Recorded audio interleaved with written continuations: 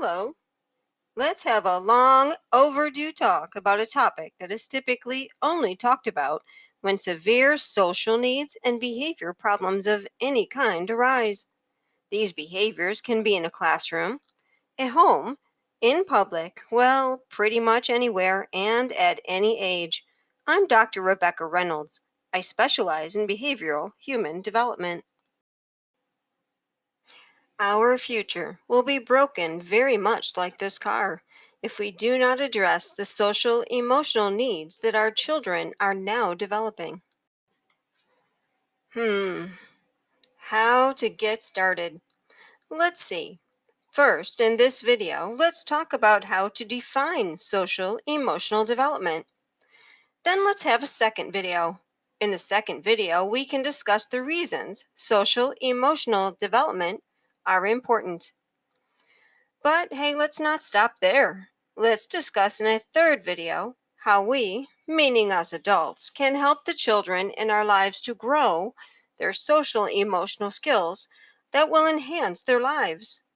With this in mind, our training will focus on developing social emotional skills in our youngest of children.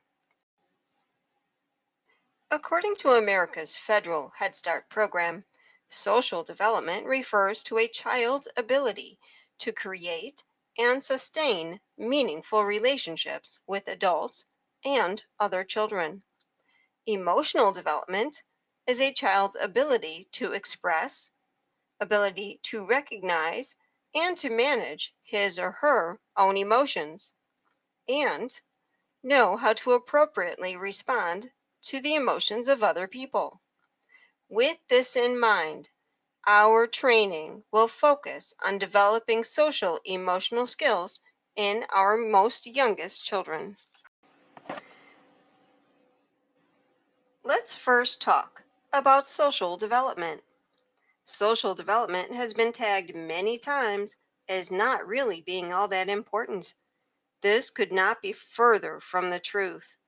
Social development overlaps with every single area of a child's development.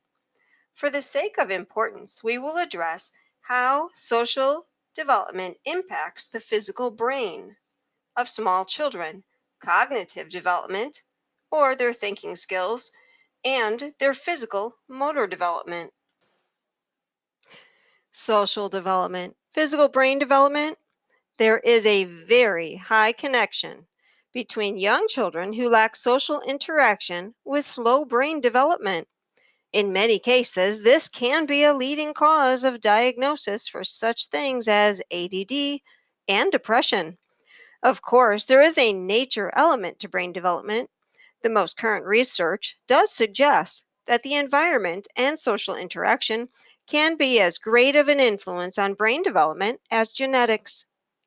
Just as positive social interaction can have on the brain, negative social interaction can also impact the brain's development in a negative way.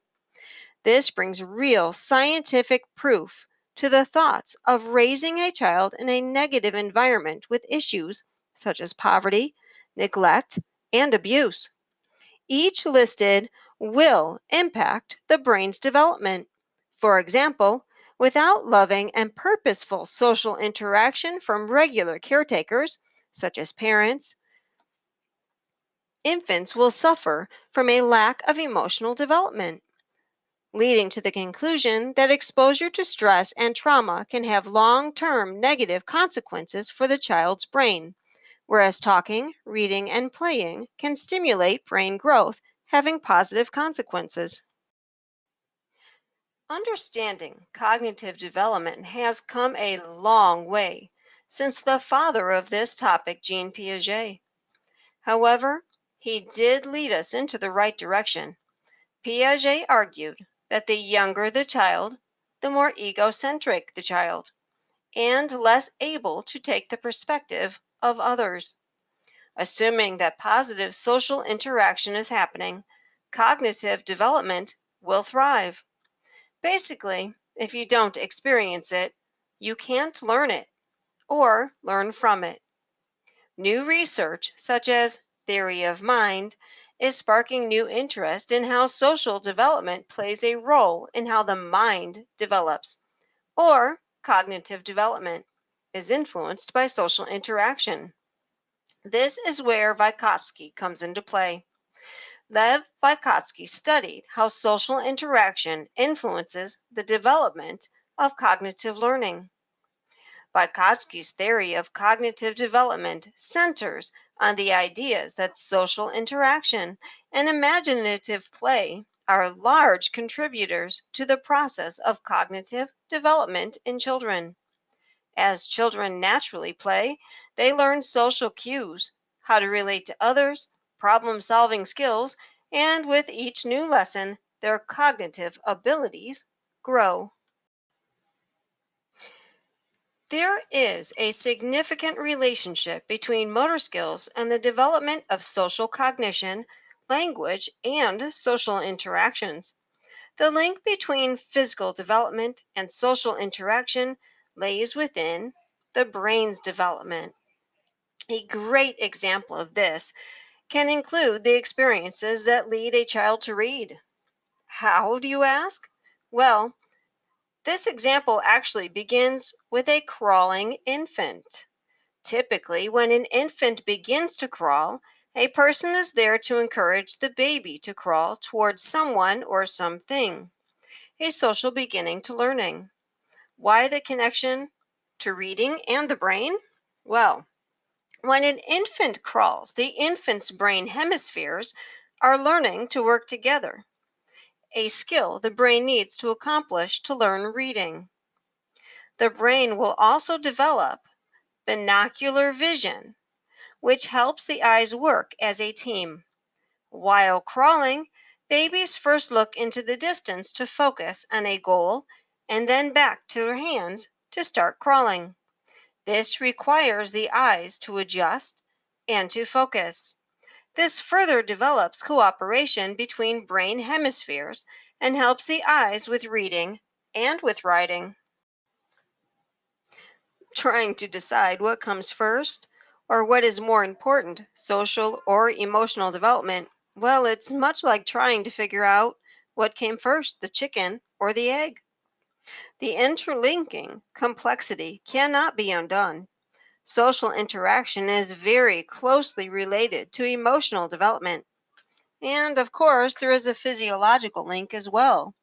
The thalamus and pituitary gland, well, the entire endocrine system as a whole, can help or hinder social development and physical development of the brain. With the production of stress or other hormones, emotional development begins early in life, as does brain development.